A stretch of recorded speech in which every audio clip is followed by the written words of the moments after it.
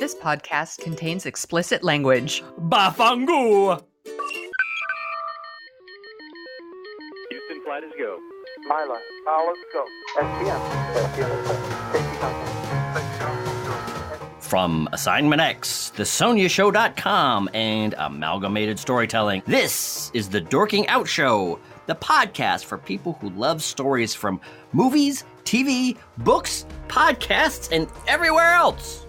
Welcome to episode 130 of Dorking Out. This is the Grease versus Grease 2 edition. My name is Sonia Mansfield, and it's time for another installment of Sonia and Margo Destroy Your Childhood. So joining me is one of my favorite pink ladies, Margo D from Book vs. Movie, the Best Neighbors podcast, Fit Bottom Girls, Not Fade Away, and every podcast. Thanks for coming on the show to talk about Grease and Grease 2 with me, Margo. Thank you so much for having me on again. I'm so thrilled. I really want to get into this topic. It's always super fun to have you on. And I love destroying people's childhoods. Do you, what's your history with these movies? Did you love them a lot when you were younger? I am the person that up until maybe a few hours ago was just like, I only liked the first one. The second one, I've been to too many slumber parties and parties where it's been on there. And I always had such affection for the first one. And I had the soundtrack. I think there were two soundtracks. Mm-hmm. And I've always just thought that was more of my jam. But I'm aware of it. People that are like 2 or 3 years younger than me tend to really like Grease 2. I think like that's more of like their thing. So I knew cool writer. I can't say I don't know Grease 2 as well as I know Grease 1. Mm-hmm. But I've decided I've had just this epiphany since watching it, Grease 2, over the weekend for the first time in maybe 10 or 15 years, that I've had an epiphany, and I'm like, oh, I get it why people like this. And I think that's a big step forward for me versus hating it. That's awesome. So I'm ready to talk. Yeah. I have a pretty long history with these movies. I watched them a ton when I was younger. They were on cable all the time. My sister and I watched them all the time. And I think my feeling always was Grease was the better movie. But I really liked Grease 2. Like, I had an affection for it. Mm-hmm. And then as I got older, I found like I liked Grease 2 more as I got older and Grease less. So this was a fun revisit for me, actually, because I hadn't seen them. I watched them like one right after the other, and I saw Grease 2 at the Alamo Drafthouse for a special screening. So to see it with an audience was super fun and gave me a different perspective. So I'm excited to get in. Yeah, well, let's talk about that, because I wasn't able to go because they had it here in Brooklyn too at Alamo Drafthouse, and I wasn't able to go. What was it like to see it with an audience? That audience super loved this movie. Obviously, I mean, I guess if they're paying for it, they're gonna love it. But there was a lot of singing along, a lot of laughter, a lot of applause. Where, you know, when I watch it at home, you don't know where people are. You don't have that audience reaction. So watching it with an audience and seeing like how people respond to certain spots. So like, you know, whenever like Michelle Pfeiffer's character stands up for herself and says like, you know, I kiss who I want when I want, I'm Miss Independent, like all this, like everyone starts clapping, you know, things like that. So it was really fun to see it. Not surprisingly, predominantly female audience. A lot of women wearing pink lady jackets, including my sister. It was really fun. Well, the character Stephanie is like, it was my epiphany. I was like, oh, wait, she's like a feminist icon. Right. Because she's the anti-Sandy. Yes. Because Sandy from Grease is a total doormat. Right. And will do anything. It says it right off the top. I'll do anything to be your girlfriend. Yeah. Like, I will give up everything about myself to be your girlfriend. I bet she would even give up her accents if she could. Yeah. Like, that's how she felt about it. And Stephanie's like, nah, I'm not your property. I don't want you to be my boyfriend anymore. And when I do find one, he's going to be a cool writer, and he's going to be exactly like this, this, and this. And I like about her is she's like specific like that, but also like she doesn't crap on other women.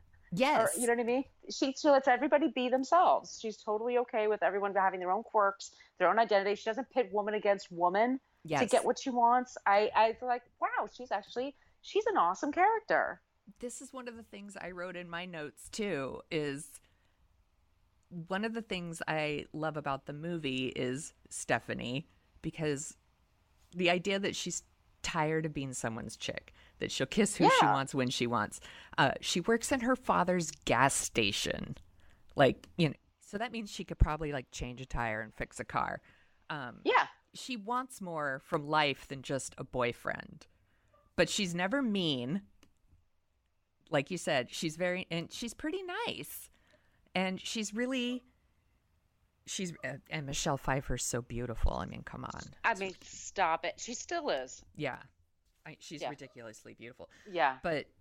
And one of the other things I liked about Grease 2 was, actually, I think all the women in Grease 2 are pretty great. Like they are. Like, in that they're good friends to each other. Yeah. Nobody's pitted against anybody else. There's none of that backstabbing or that cattiness that normally people put, like, teenage girls. I'm making air quotes. Lorna Luft is not a teenager. Nobody in any of these movies is a teenager. No, they're all 10 years older than the character. Let's just say that. But normally when you have teenage girls, they're all insecure and they dump on each other, but not here. Yeah. So why don't we start with Grease, since it came out first. To say this movie is problematic would be an understatement, right? Well, okay, so let's just say, like, and this is another thing that popped in my head. Like, this was a movie that was created and written in the late 60s, early 70s, and it's a 70s movie. Grease 2 is an 80s movie, so the attitude is very different. Like, 70s movies were very dark.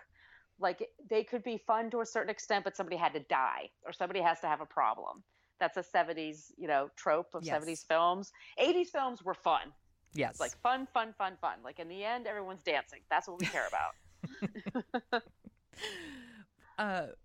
I know that Grease is a classic and everyone loves it. So I'm sorry that I'm going to start shitting all over it. And here's the thing. I do still love it. But there's a lot in it that I'm like, well, that's stupid, or that's shitty, or that's ridiculous, or, I mean, let's even start from just the beginning where Danny and Sandy are on the beach and they're in love and all this stuff. And she's like, I have to go back to Australia. And, and so they part ways. And then, of course, like, there's a quote unquote change of plans and she ends up at the same school as John Travolta. If they're so in love, why doesn't she just tell him, hey, change of plans? Yeah. So right off the bat, I was like, dude, if you're so in love, why don't you write him a letter or something and say, like, she doesn't have his number.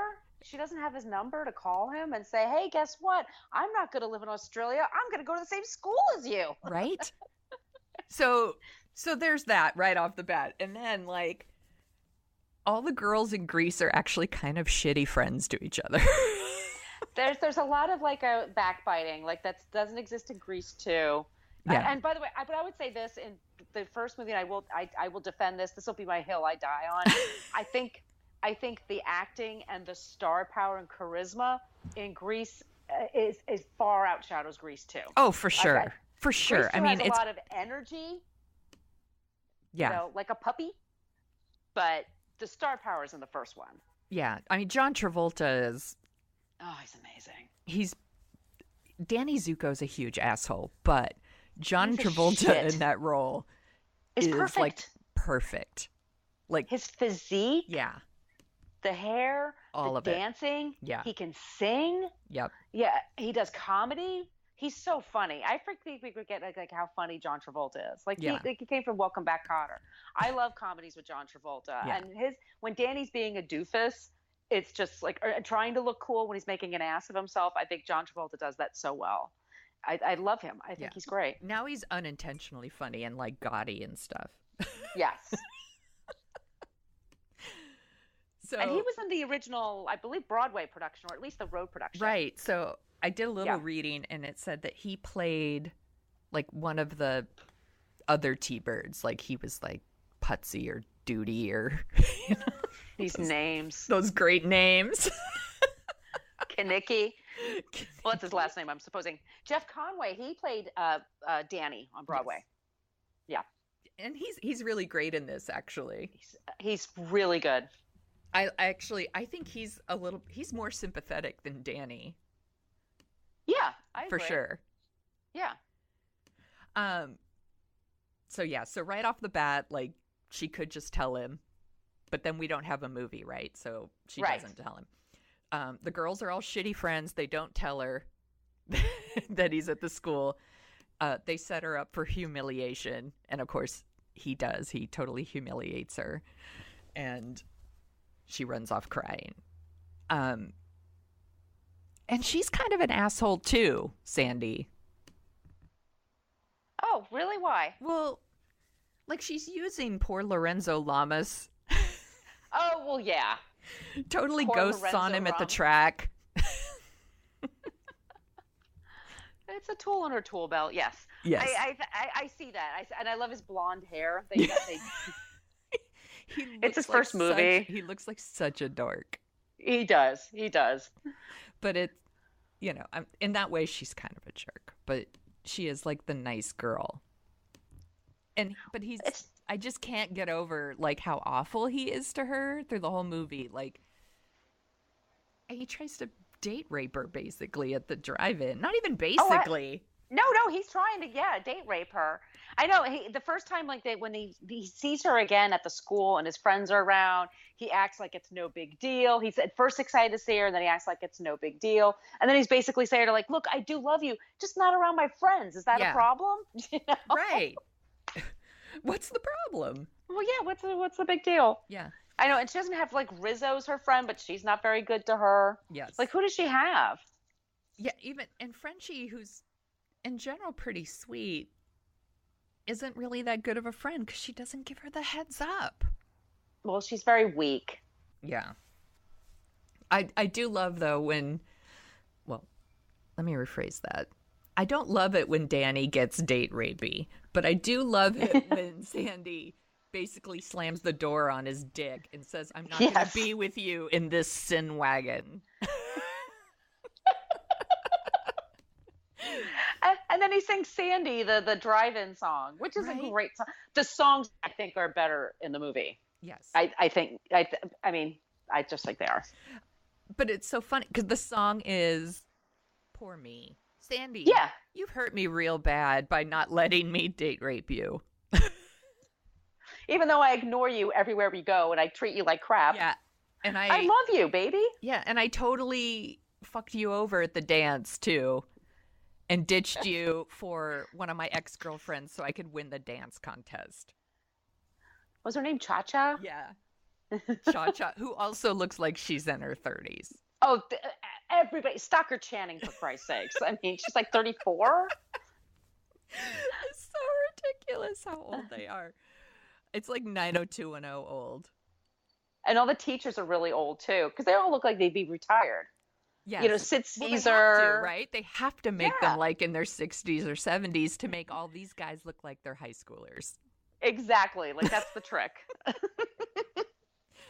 So, my problem with Grease, and I think it's probably a lot of people's problems, is the transformation stuff at the end. Oh, you mean when she whores herself out? Right. So she changes everything about herself to get a guy who's treated her like shit through the entire school year. She puts on all this leather and bares her shoulders. How naughty. And starts smoking, even though we know she doesn't like it. I love you so much. I'll endanger my lungs for you. And then she does this all for a dude who like treats her like shit, humiliated her at the dance, tried to rape her at a drive-in. Hey, it always acts like he's embarrassed to be with her. Right. Yeah, and she's we're beautiful. supposed to be like, this is the great happy ending. And of course, in like typical like male-female dynamic,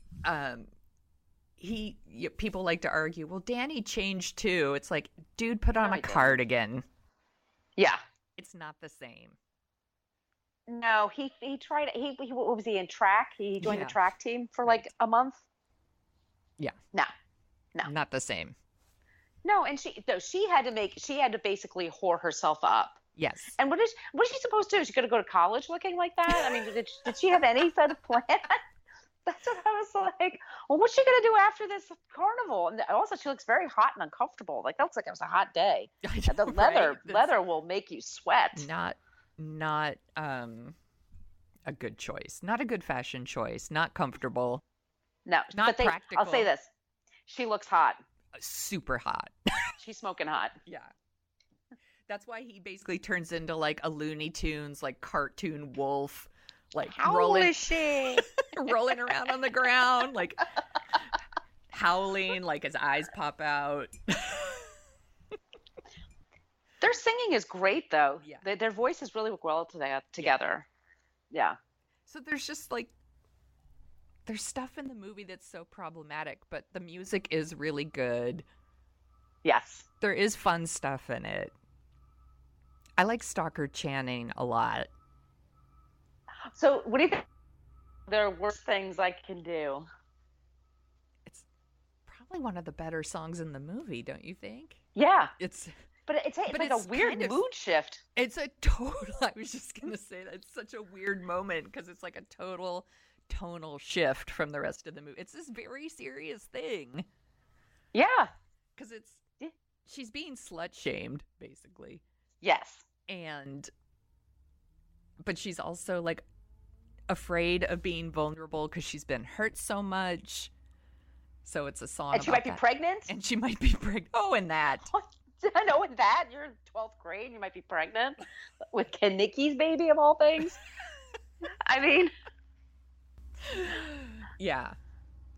She's really good in the movie, though. Like, I actually think she's really funny. Oh, she's wonderful. In the, Look at Me, I'm Sandra D. Like, she's really funny in that. It's mean. It's an awful scene in that they're so awful to her. But she's very funny in that scene. Yes. All the actors are great. They're all really good in their parts. Mm-hmm. I also really think Jan and whoever the blonde boy's name is, what's his name, Duty? Yes. They're very cute. Oh, they're adorable. On my rewatch, I was like, they're very cute. You know, he likes her just the way she is. I love that they go to the dance together and he brings like his own candy bars. I love Marty.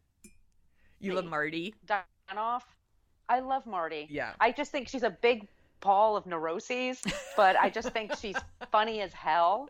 I love it when she's hitting on the TV presenter, and I just think she looks great. I think she's just got that. I love Dinah Manoff. She has the great like facial reactions to things. Yes. Like they can cut to her for everything. Yes. And also another thing. A total throwaway line about basically that Vince Fontaine tried to roofie her at the dance. Yes. But no acknowledgement from Rizzo because Rizzo's dealing with her own stuff. Yeah.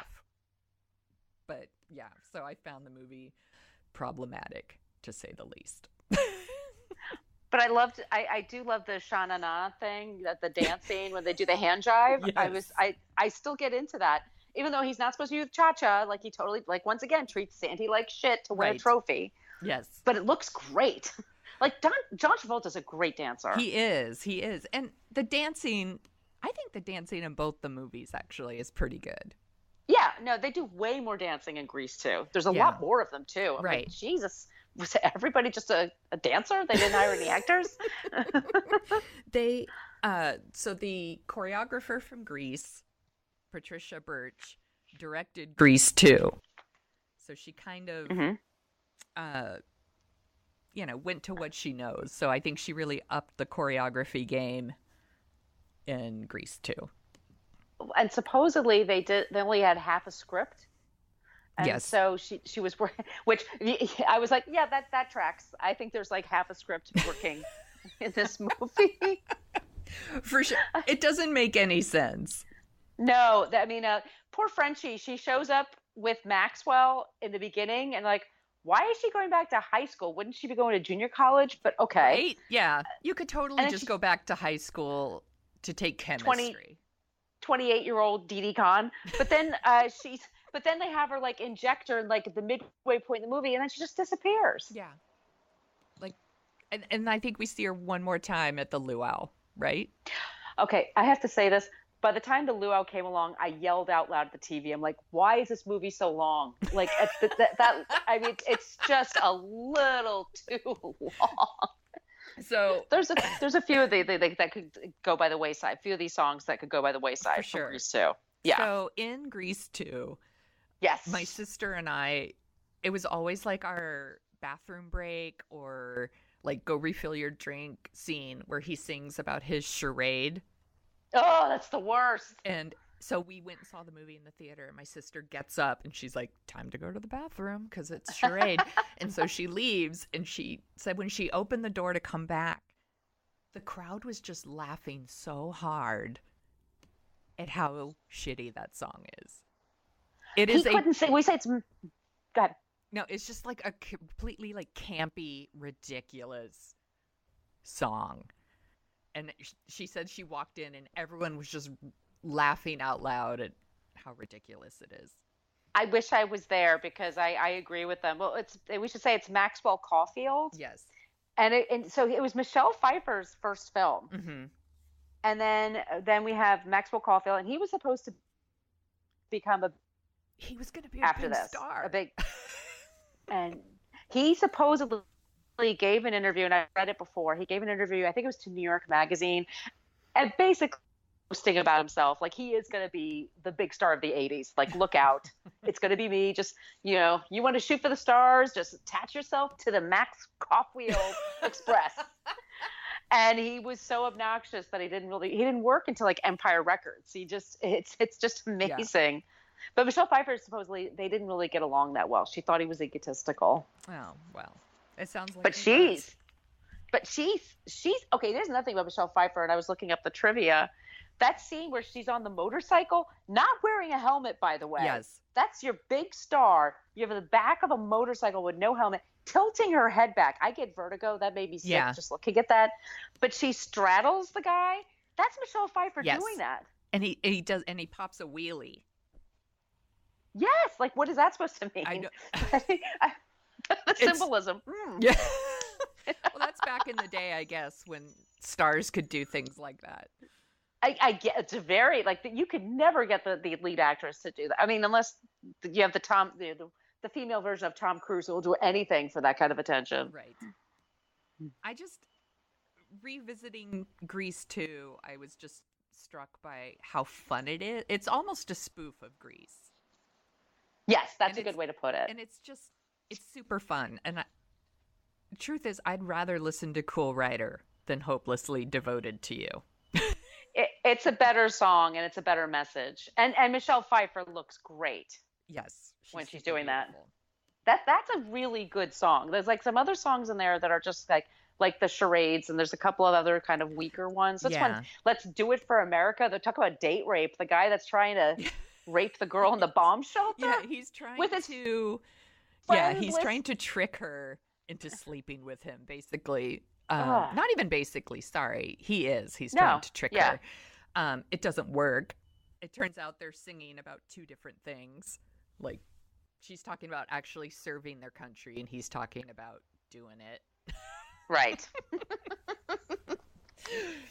And it doesn't work. She like runs out. And yeah, when he says like, will I ever score at the end? And she says, there's nothing wrong with just liking each other. Everyone started applauding. In the theater, really? Yeah. Oh, that's great. Yeah, and when Paulette, played by Lorna Luft, tells Johnny, like, tells him off, like, I can't bully this chick anymore. I'm the best you're ever going to get. Like, everyone started clapping at that, too.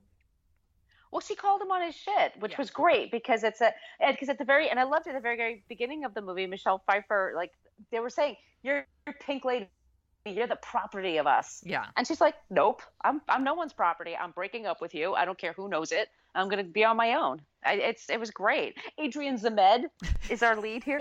My roommate, my first roommate in New York had the biggest crush on Adrian Zemed when she was a kid. And you ever brought him up, she was like, Adrian Zemed. He's amazing.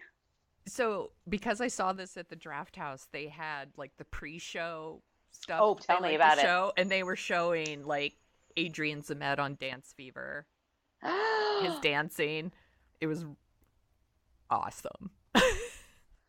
He was on TJ Hooker too with Heather Locklear. That's right. Yeah. And they also were showing Maxwell Caulfield tried to like have a singing career. And they played one of his music videos that totally, like him channeling like Rico Suave. It was kind of gross to look at. I gotta find that on YouTube. He's a very handsome man, but the video's very unfortunate. Very. And Christopher McDonald is in this movie. I kept like, that guy looks like Christopher McDonald. Yes. Who is it? It's Christopher McDonald. Yes. He's really funny in this movie as like he is. As Johnny Nagarelli's like stooge, I guess. He totally worships Johnny. He wants to be just like him, and like everything he does makes me laugh in this movie. He's very funny. I did do some reading, and it says that one of the greaser dancers is Lucinda Dickey. Do you know who this is? That sounds familiar. She was the woman who starred in Breaking. Oh. And Christopher McDonald is also in Breaking. So it's like pre-Breaking. Well, there's Breaking, and then there's Breaking 2, Electric Boogaloo. Yes. Remember that? Yes. I haven't seen that one as much as I've seen Breaking. My brother John was really into Breaking and Breaking 2. He had those soundtracks. This could be the night. Yeah.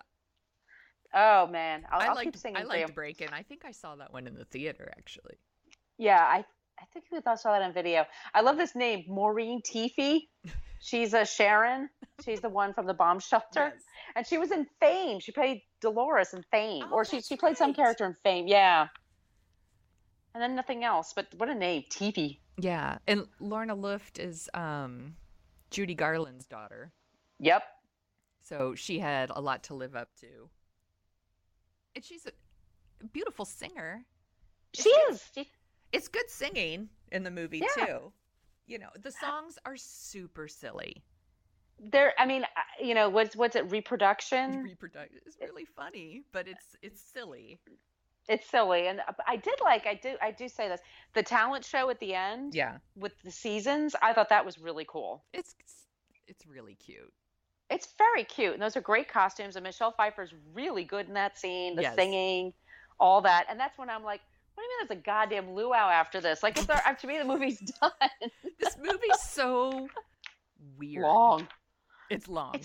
It's 2 hours. Like, why is this 2 hours? But I guess you said, you learn your bathroom breaks with it. I mean, pretty much charade, and when she is like fantasizing about him after Girl for All Seasons. What's that song called? Where she's like, it's all remember I love you. That one. Oh yeah, that one. Oy. That's another bathroom break song. Well, even but the bowling song, like if the song isn't that great, but the dancing is really cool. The bowling alley. Right. That was fun. Do you remember this is a real 80s poll, but Pamela Segal, she goes by Pamela Adlin now. She had these 2 sisters, and the Segal sisters, and they had a show in the 80s. Yes. And they were twins. Yes. And I can't remember the name. Double Trouble. Double Trouble. Oh my God, I was obsessed with that. Yeah, because it was on show. I know the show because it was on Saturday nights, and I think it was on before or after It's Your Move with Jason Bateman. Yes. And Jason Bateman. Oh my God, we're the same person. My true love. Is he still your true love? still like have a soft spot for Jason Bateman. I do too. I think he seems like a nice person. Yeah, I think so. Yeah. Too. My husband has a headshot that he had taken back in the 90s, like early 90s, when he was entertaining the idea of doing like voice work and stuff like that. And he kind of looks like Jason Bateman in it. Oh. I'm going to have to show it to you. I'll show it to you after this. Yeah, I'm like, oh, I married Jason Bateman.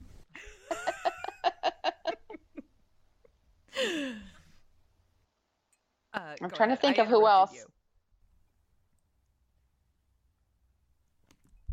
What else could I say about this movie? We already talked about the women don't shit all over each other. Yeah, they're much more supportive.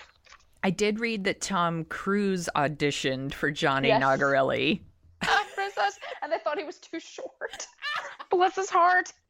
Well, to be fair, he is too short. He is too short. Yeah, of course. Give me a break. Do you have a favorite song in Grease 2? It's Cool Rider. Yeah. It's the only one. I just think like the movie completely shifts at that point. Like if Right. they didn't have that song, I don't think it would be as beloved as it is. Yes. I think it's Michelle Pfeiffer. Her performance, her character is awesome, Mhm. and that song is awesome. I think that's like an anthem for girls Yeah. forever. Yeah. It is. Do you have a favorite song in Grease? Wow. It's like, I think, even though it's filthy, and I didn't know how filthy it was until I was older. And then I was like, oh my, that's what they're talking about. Oh, clutch my pearls. Yes. I just think like that whole sequence I think is so exciting and well done. Mm-hmm. I think John Travolta and Jeff Conway are awesome in it. Yes. I just think that it's so well directed, the way it kind of goes flashing forward, back and forth between what it looks like and what they hope it'll look like. And I just think it's like the center of the movie. Like boom, that happens, and then It's fascinating to me that so Grease great. is only PG. Oh, Because it'd be PG-13 easily now. that song is pretty dirty. Oh, many songs in there are dirty. I mean, it's. Did she put up a fight? Tell me more. Did she put up a fight? Like, oh, what does that mean? Oh, I know. Yeah, you just put a bark. Yeah, so gross. Yeah. That part. What's yours? It might be Grease Lightning as well. Mm. It really sticks in your head. It's Like- so much fun. That's the one that, yeah, for days after watching it, I'm still singing it, and then Cool Rider for sure. I think those are the two best songs. Yeah. My sister, funny enough, she loves Cool Rider, but she says her new favorite is Prowlin', where they go to the grocery store to pick up chicks. Oh my God, I don't even remember that song. It's their talent show song in Grease 2. The T-Birds. Oh, okay. When they're, you have to go down to the grocery store. It's where guys are guaranteed to score. That doesn't stick with me at all. I remember the guy singing Sandman in the bathroom. Yes. With the acoustics. Yes. And one of them is Tansy, who was married to Olivia Newton-John. They met on the set of Xanadu. I didn't know that. And then, yeah, so they were married, and they were married a long time, like 20 plus years, and they had a daughter. And the daughters had some kind of like issues, but the daughter was on some show about kids of celebrities and how they're trying to make their own way in the world. And they couldn't get Olivia to be on the show. So they had Matt Latanzi, and he was literally, I'm not kidding you, he was in a teepee in the mountains, and that was it. Oh my God. And it was like one of the weirdest things ever, like talking to his daughter, like, don't be in show business, it'll leave you hollow. You just need a tent like me. Like, It sounds I'm like not kidding. Olivia Newton-John didn't have awesome luck with husbands. no, she and like a lot of like successful women for some reason, like if you really have to be in a relationship and that relationship means marriage, Yeah. like Liz Taylor and other people, I'm like, did you really have to marry Larry Fratensky? Really, Yeah. Liz? Was that really? Yeah, Olivia's had that same luck, unfortunately. Yeah. The poor thing, she's sick again, so. Oh, I didn't know Ugh, that. yeah, I know. Is it Yeah, breast she had cancer again? again. Yeah, It's another. I think it's another kind of cancer. I don't know if it's breast cancer, but yeah, she said breast cancer twice. Yeah. So sorry. There's that downer. I'm sorry, guys. Yeah. Fucking cancer. Ah, fuck it. So there was Fuck it to hell. there was a talk of a Grease 3. Oh, But- really? but then In the Grease- 90s? A Okay, grunge one? But then Grease 2 wasn't exactly setting the box office on fire, so they decided not to do Grease 3, which I guess they were going to catch up with Danny and Sandy later, like what they're doing in their adult life. I can't even imagine they're still together, but Oh, God, no. I hope not. But I think what happened was that then they waited a little long. They waited long enough, and they just created their own thing. Is it called High School Musical? Is that what it's called? Those series of musicals. oh, is it just High School Musical? Is that what it's called? I'm sorry. No, I think you're right. I'm It's old. one of those, but it's the ones with like Zac Efron, right? Yes. Yeah. Yeah. They had a series of those. Yeah. That they're became kind- their they're- thing, like in the 90s and aughts. Yeah, and they're Grease-ish. Yeah. Yeah, I haven't seen And them Glee is. actually. Yeah. No, I haven't either. And then Glee, it's like I would say is kind of. I mean, I have never watched Glee either, but it was just a bunch of teenagers singing. Yes, for sure. Yeah. I watched some of Glee, and then I bailed. Yeah, I bailed after. Yeah. It had a I really wasn't a great Gleek. first episode. Huh? Like I loved the first episode of Glee. I thought it was so great, and then they just kept going, and I was like, "This show's bizarre," and I had to bail. But I like the idea of the show. yeah, But I this is my problem, especially, and even with like singing competitions and stuff. Like when I like a song, I like that version of the song. I don't need to hear Leah Michelle's idea of what it should sound like. I'm that asshole. I'm like, nah, Patsy Cline did it. Thank you. yeah. I appreciate that they want to do a musical for television. Yes, You know, and after how yeah. awesome Cop Rock was. Did you ever see Cop Rock? I saw like 1 or 2 episodes because I, my parents wanted to watch it, but I think it only aired for like 4, right?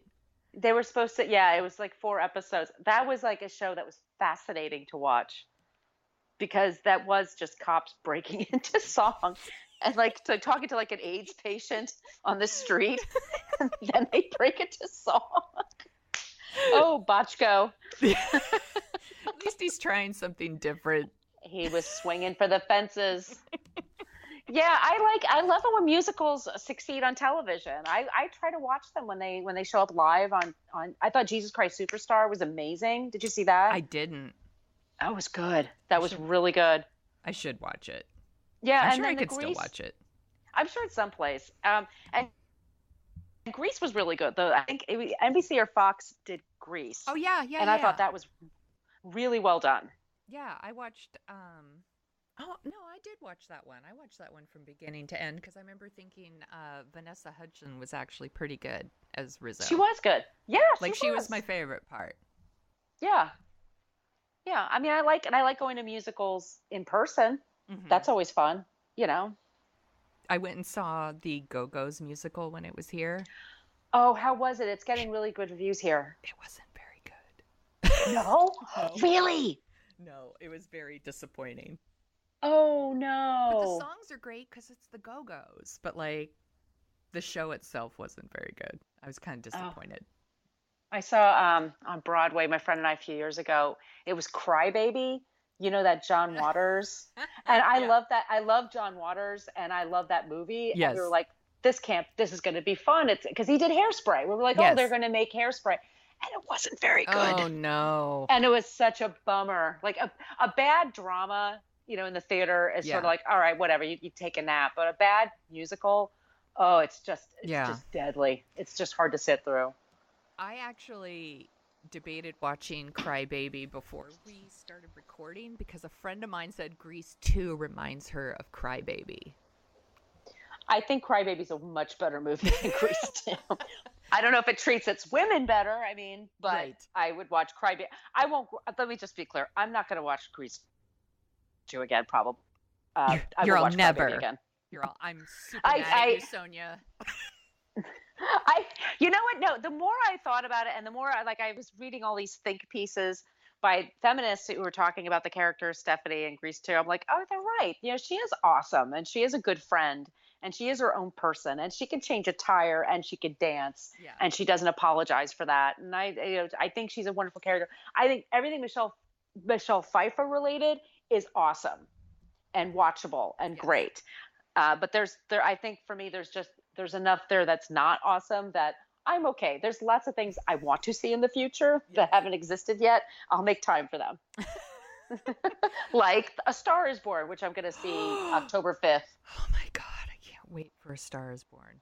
I'm going to see that at Alamo Drafthouse and I can't wait. I already asked some friends because David's like, nah, I'm not going to see it. And I'm like, really?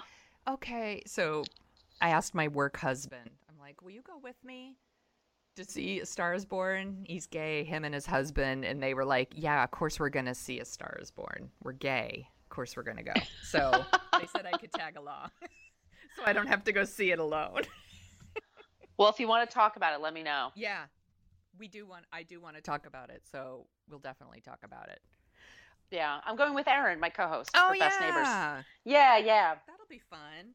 Yeah. I'm excited. Okay. We should make a date for that because we should definitely talk about that. Have you seen the other ones? Yes, I have. I'm a completist. I have not seen the other ones at all. I like the 70s version. I think that's just the one that I was introduced to when I was young. I like Barbara Streisand and I like Chris Christopherson. Mm-hmm. You get them both together. I mean, they're not perfect for sure. But it's very fun. A drunk Chris Christopherson slobbering his way through a movie. It's very watchable for me. And he's very sexy. I just love her voice and she's great. And I haven't seen the Judy Garland one in a while. Maybe I'll go back to that. I am definitely going to watch it, but I think I'm going to watch the new one first and then I'll go back and watch I the think other that's probably the best way to do. Yeah. I think I put a Twitter poll out because I was like, what should I do here? Should I watch them all first? And everyone weighed in and told me I should wait. So I'm going to take everyone's advice on that. There you go. And now we're talking about A Star is Born. I know. I can't talk anymore about Grease 2. I really tried. I wrote down things I liked.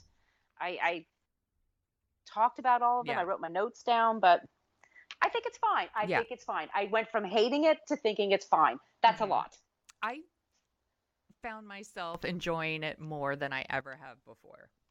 I wish I went with you because I think that would have made it. I think seeing it with a an different audience experience really helped, but also I don't know if I can watch the movie without the nostalgia glasses. Like I grew up watching Grease and Grease 2. They're just like part of my DNA. They're always been on. My parents super love both of them. Like, so they were kind of always on. And I think seeing them with an audience just made me love them even more. But I found myself liking Grease 2 more. It's more fun. Because it's more fun. It's much more fun. People are nicer to each other. Yeah. There's none of that backstabbing stuff. Yeah. It's less rapey. Less rapey, lots of dancing, lots more dancing. There's a joy to it. Like I said, Grease is very much a 70s movie, and Grease 2 is an 80s movie. For sure. Like, there you go. I think that's a great way to put it. Yeah. So, Margo, where can people find you on the internet? Well, on the internet, the best thing to do is look up Brooklyn Fit Chick for Twitter and Instagram. I do have a Facebook page, but I don't check it very often. And my blog is brooklynfitchick.com. So all the shows that I work on, that's where you can find me. And my other shows are Not Fade Away, the Fit Bottom Girls podcast, Book versus Movie, and the Best Neighbors podcast. And everyone should follow you on Instagram so they could see the cutest cats. I have the cutest cats in Brooklyn. For sure. Tennessee and Sarah.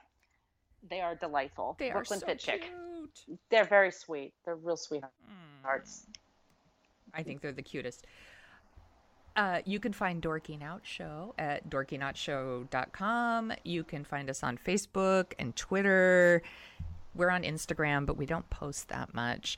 But if you wanted to leave us a review somewhere, that would be super awesome. I'd be super grateful.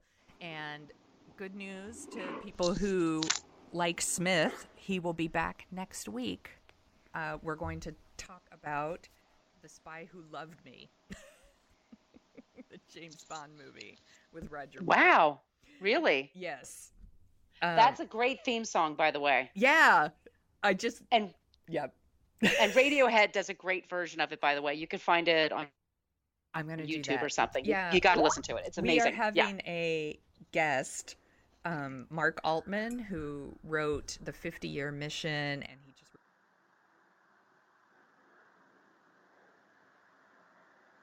about The Spy Who Loved Me. It's going to be an experience. Oh, I can't wait. Because I have to say, Roger Moore's Bond is not my fave. So. It's not very good. But it sounds like this might be his favorite Bond, so I need to find some things to like about it. It's very watchable. It's a very watchable movie. Is it good? Right. It's watchable. Talk about problematic. Yeah. Yep. Well, this was super fun as always. Thank you so much, Margo. Thank you so much. I always have fun talking to you. Yeah, tell me more, tell me more. Tell me. Did she put up a fight?